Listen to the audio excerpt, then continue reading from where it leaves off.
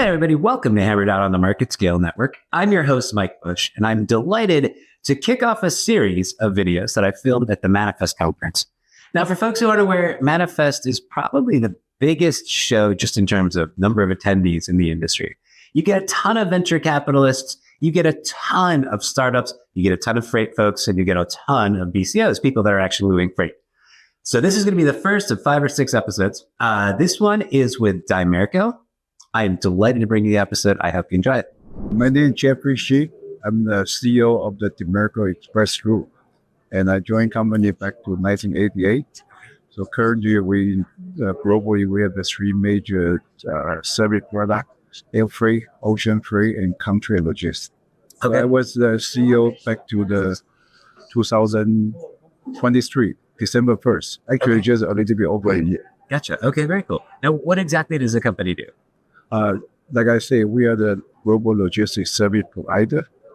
We provide the air freight, ocean freight, country logistics, and also we are the multimodal transportation.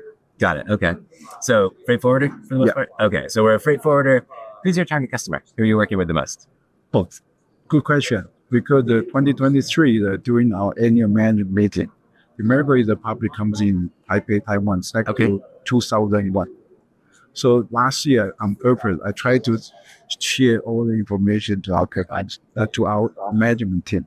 Actually, I found that 250 to 300 million, the nationality of the customer is American company. Okay. 36%. Then 26% is Chinese company from China. Got it. 18% Chinese company from Taiwan. The rest of the all less than 10%. Sure. Now, you said China a couple of times. We have a president who doesn't seem to be very friendly with China, is putting it nicely, I think. When it comes to tariffs, when it comes to how you're advising your clients, what are you telling clients? What's the right approach? How are you helping out? Okay. Because the target since the first turn back to 2018, actually already company or customer or like a manufacturer already touched about the China Plus One strategy.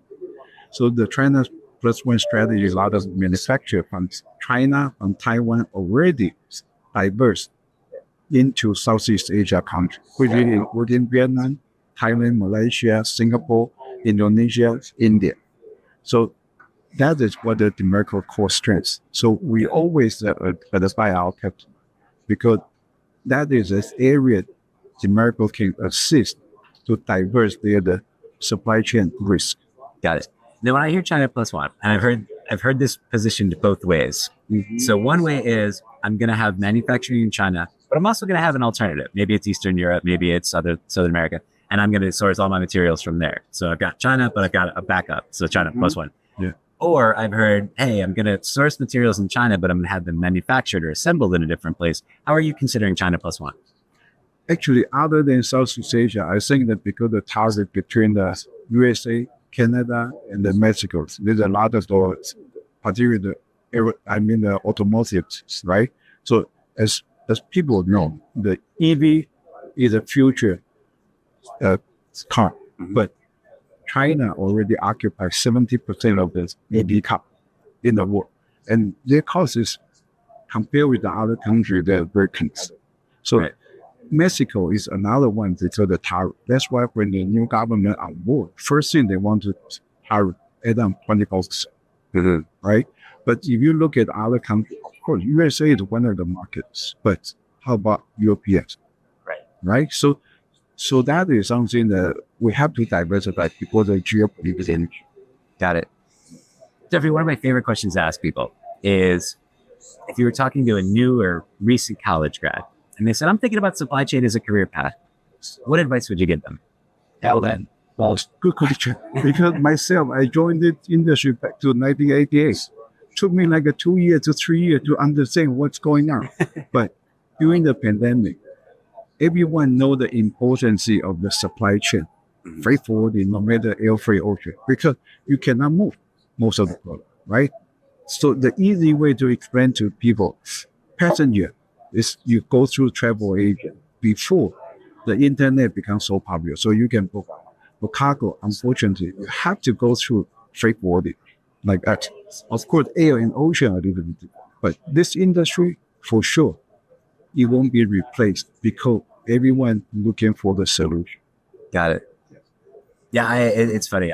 You mentioned COVID and the pandemic, and I'm in Long Beach, and we had getting regular text messages. Hey, what's the count? 106 vessels up the coast, 110, 108. And it was kind of a crazy thing. Like, it was the first time in my career that people knew what I did for a living. So I totally understand that. One question I'm trying to ask folks: is there anything that you'd want to spotlight that I haven't given you a chance to talk about? Yeah, I think that the Mercury is in the industry for 54 years, right? During the pandemic, customer rely on the so-called strategic part, right? But moving forward, again, I think this industry will still remain. So as far as the Demerco is concerned, our focus is the connecting paychecks.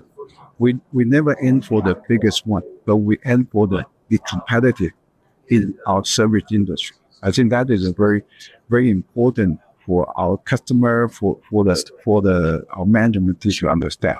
So my mission is to continue to carry what the founder rationale, the mission and inherent to me. So I need to make sure the company can move forward. It can last for longer, even before my retirement or after my.